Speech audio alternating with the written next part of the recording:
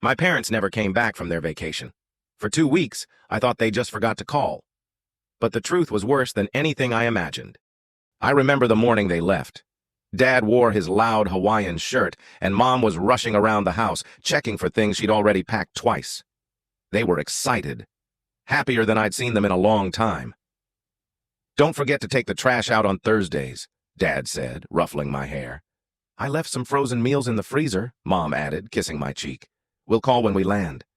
And then the door shut. The house fell quiet. It stayed that way for days. At first I liked it. I could eat cereal for dinner and fall asleep with the TV on. I still went to school, still did my homework. It felt almost like a long weekend where I got to pretend to be grown up. But then they didn't call or text or check in. A week passed. I told myself they'd just lost reception. Maybe they got lost somewhere remote or were too distracted having fun to remember me. I tried to believe that. Then the fridge was empty. I started living off toast and instant noodles. I counted out coins from the change jar to buy bread and peanut butter at the 7-Eleven down the street. The cashier looked at me funny when I came in alone, but didn't ask questions. Still, I didn't tell anyone.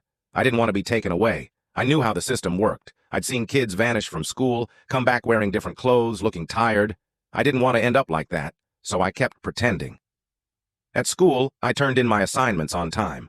I laughed when other kids made jokes. I nodded and said yes, ma'am, and thank you to every adult who passed me in the hall. No one suspected a thing. But inside, I was unraveling.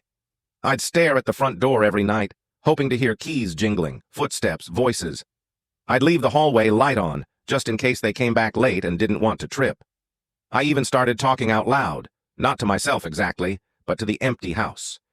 "Hey, Mom, I made it through the math test." "Dad, I changed the sheets like you told me." "Where are you guys?" I finally broke one afternoon.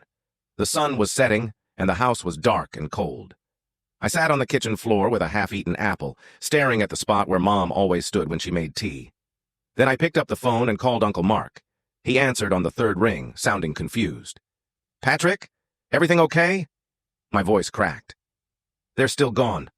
I haven't heard from them in 2 weeks." He went quiet, too quiet. "Pat, no one told you," he said slowly.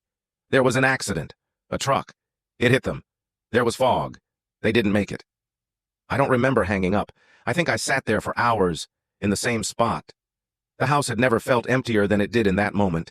Not when they left, not even when I ran out of food. This was a different kind of silence. Permanent. Uncle Mark came over the next day.